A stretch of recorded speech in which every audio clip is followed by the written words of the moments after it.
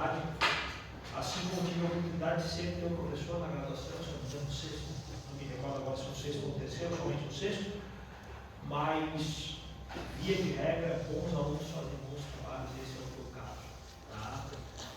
Cumprimento novamente os membros da ANFA, o professor Camilo, o professor Alessandro, e sem maiores delongas, de pronto passo a palavra para ti, pelo prazo regimental de 20 minutos, para que faça a apresentação do trabalho.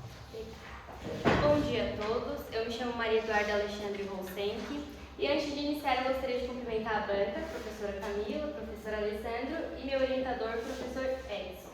E assim eu dou início à apresentação do meu trabalho de conclusão de curso intitulado A Fundada Suspeita e a Validade da Busca Pessoal em Crimes de Tráfico de Drogas, uma análise à luz do entendimento do Superior Tribunal de Justiça. Para contextualizar o tema, a busca pessoal é uma diligência que incide sobre o indivíduo e tem previsão no ordenamento processual penal e é uma rotina muito comum na rotina do policiamento ostensivo. No entanto, a sua validade jurídica está condicionada à existência de fundada suspeita. Já no âmbito do tráfico de drogas, essa prática ocorre com bastante frequência. Diante disso, surge a discussão jurídica sobre a validade da busca pessoal, bem como a necessidade de delimitação de critérios claros, justamente para evitar a nulidade das abordagens policiais. A partir deste cenário, o trabalho foi guiado a partir do seguinte problema de pesquisa: quais critérios o Superior Tribunal de Justiça tem estabelecido para configurar a fundada suspeita na busca pessoal em crimes de tráfico de drogas?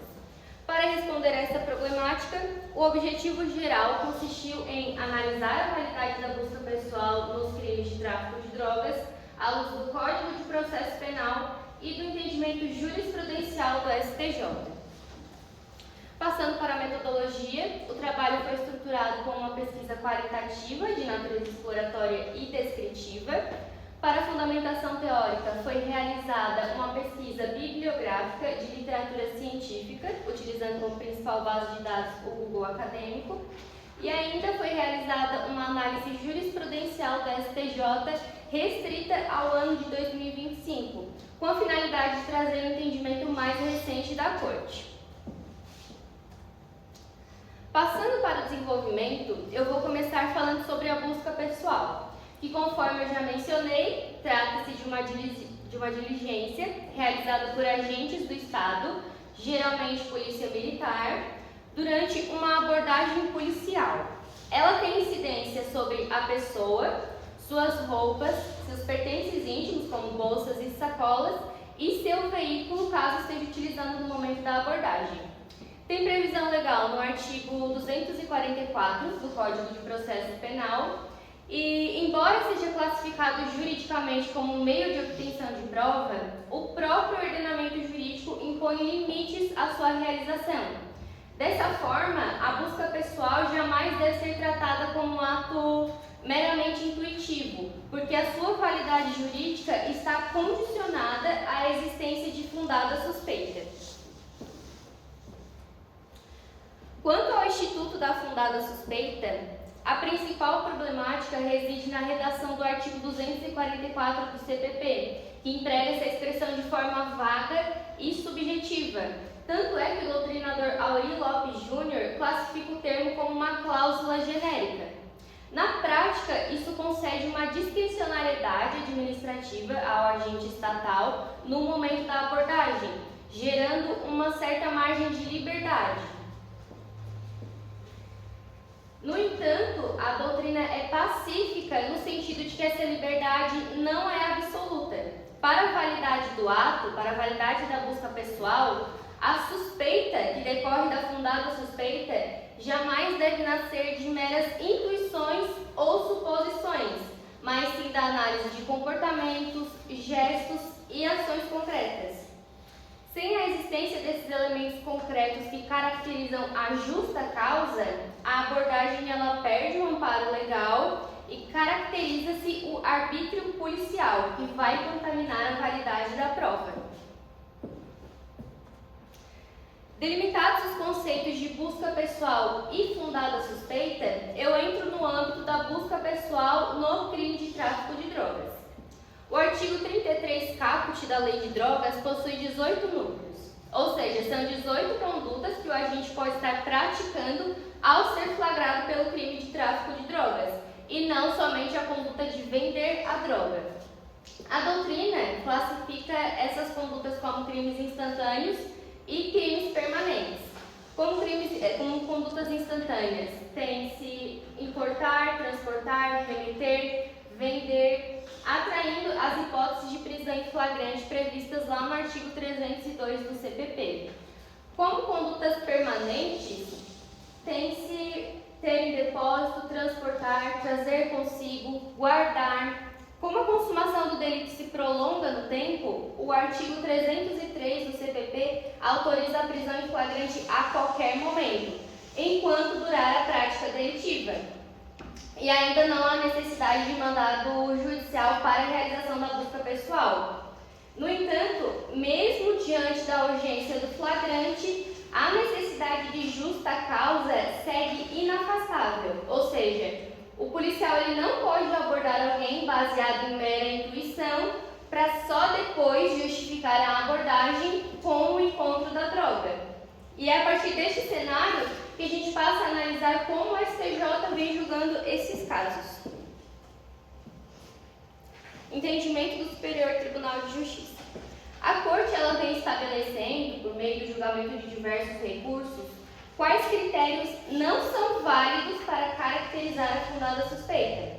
Diante disso, eu realizei a pesquisa jurisprudencial e eu cheguei à conclusão de que a Corte ela tem entendimento de que critérios como notícias crime anônimas genéricas, tirocínio policial, que é entendido como a experiência policial adquirida no decorrer da profissão, transitar em local conhecido como ponto de tráfico de drogas, e nervosismo ao avistar a guarnição policial, quando eles estão inseridos no contexto de forma isolada, não servem para caracterizar a fundada suspeita exigida no artigo 244 do CPP. Quanto aos critérios válidos, como primeiro ponto, tem-se o fato de que os critérios inválidos, quando eles estão inseridos de forma simultânea e convergente, no caso, eles podem sim caracterizar a fundada suspeita. Outro ponto são as notícias crime, quando são detalhadas e têm uma descrição fática do suspeito, que também podem caracterizar a fundada suspeita. Por fim, a Corte também tem o entendimento de que é um elemento objetivo para caracterizar a fundada suspeita a tentativa de empreender fuga ao avistar a guarnição policial, sobretudo se estiver aliada a outros atos concomitantes, como o descarte de objetos, já que é muito comum que, enquanto o suspeito tenta empreender fuga, que ele se desfaça da droga que trazia consigo. Vale ressaltar que são inúmeros os critérios utilizados para tentar caracterizar a fundada suspeita. Eu trouxe aqui os principais que eu analisei, que eu verifiquei durante a análise da jurisprudência. Chegando à conclusão, eu retomo ao objetivo geral para afirmar que a fundada suspeita figura como um núcleo central da legitimidade estatal quanto no que se refere à busca pessoal. A análise dos julgados da STJ revelou que a Corte afirma que há uma necessidade de que a fundada suspeita esteja ancorada em uma justa causa pré-existente à abordagem. Conclui-se, portanto, que o STJ ele tem uma orientação predominantemente restritiva quanto ao uso da busca pessoal, consolidando a premissa de que a validade da prova ela depende da legalidade da abordagem e não do seu resultado prático, que seria o encontro da droga. Aqui são algumas referências que fundamentaram a pesquisa e, por fim, eu agradeço e me coloco à disposição da banca para eventuais correções ou questionamentos. Obrigada. Obrigado, parabéns pela apresentação. Uma vez cumprido o prazo regimental, a palavra para a professora Camila para as necessárias anotações. Muito obrigada, professor Edson. Meus cumprimentos à aluna, aos professores que acompanham a Wanda, professor Edson, professor Alessandro e todos os colegas, né, amigos, familiares que estão aqui presentes. Maria Eduarda, parabéns pelo teu trabalho. Tá? O professor Edson foi muito feliz em falar que bons alunos, via de regra, fazem bons trabalhos, né? O caso aqui realmente, tá? O trabalho está muito bom, muito bem escrito, né? Enfim, bem referenciado, bem lastreado. A tua apresentação foi impecável, a tua postura, né? A forma como tu expôs o tema, de forma ordenada, né? De começo, meio e fim, né? Bastante coesão, coerência. Muito bom mesmo, ficou tudo muito bem claro, né? bem exposto. Eu queria fazer uma pergunta agora de cunho mais pessoal sobre o tema. Né? O que te levou a escolher esse tema? Como é que tu chegou a esse tema? Então, eu faço estágio no Ministério Público e aí eu estava conversando com o meu chefe, com o promotor, aí a gente estava falando sobre um caso ali de que foi um caso da animação penal, que foi declarada a nulidade da busca pessoal, foi realizado o trancamento da ação penal, aí a gente estava discutindo sobre o tema, aí ele me deu a ideia. E se tu falar sobre esse tema? Aí eu gostei da ideia, eu fui pesquisar, eu gostei e decidi escolher esse tema. Sim, porque essa é uma questão importante também do Ministério Público, né? Porque Sim. também não, principalmente, né? Sim. Porque a probidade, né? A origem, né? Dos elementos que vão da margem à ação penal pressupõe, né? Que isso seja corretamente para ninguém perder trabalho, perder tempo, né? Sim. Então, muito bem, né? Legal, parabéns pela escolha do tema. E sem mais delongas, eu devolvo a palavra então ao professor presidente da banca. Professor Alessandro, palavra para o senhor. Bom dia.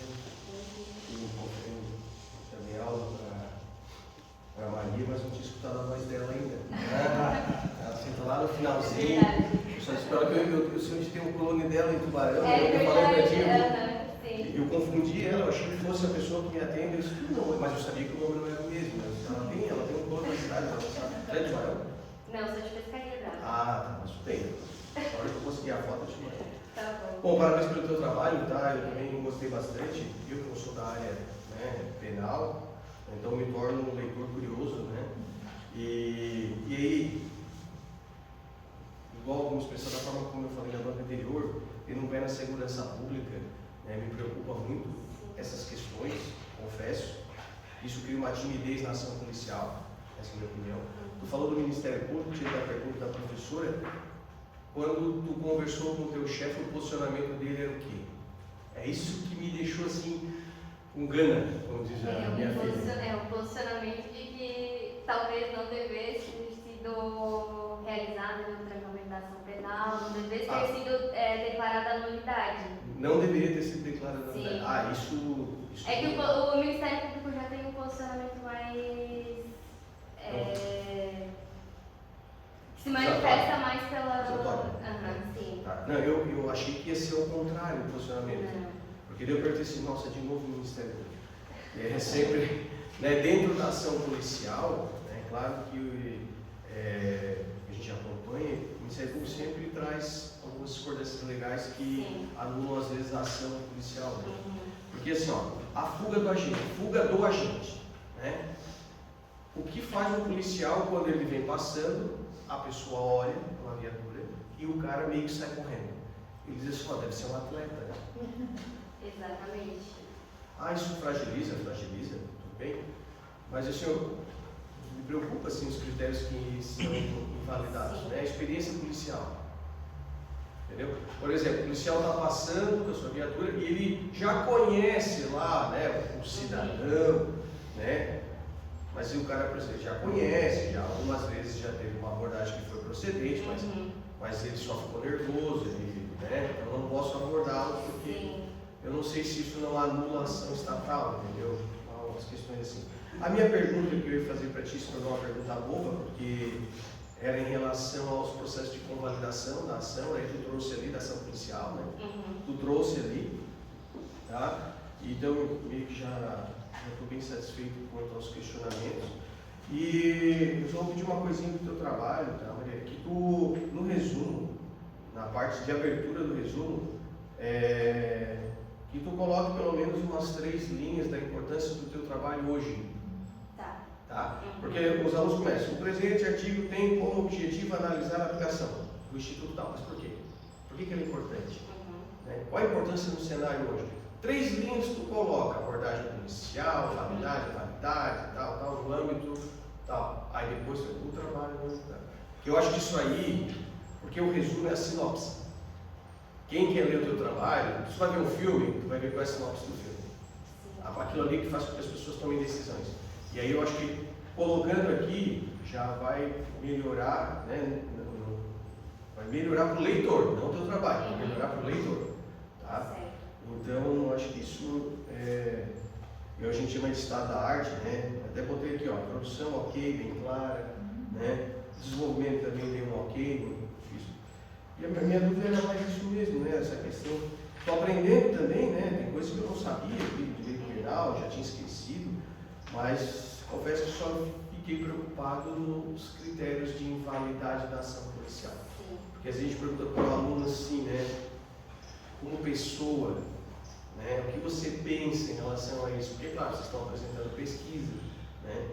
Mas eu só acho meio frágil aí algumas questões, mas quem subiu para discutir isso, né? Já que os entendimentos são dos tribunais superiores, mas eu estou bem satisfeito. Muito obrigado então pela professora. Bom, pessoal, então eu convido a todos se retirarem da sala para que a gente faça as deliberações.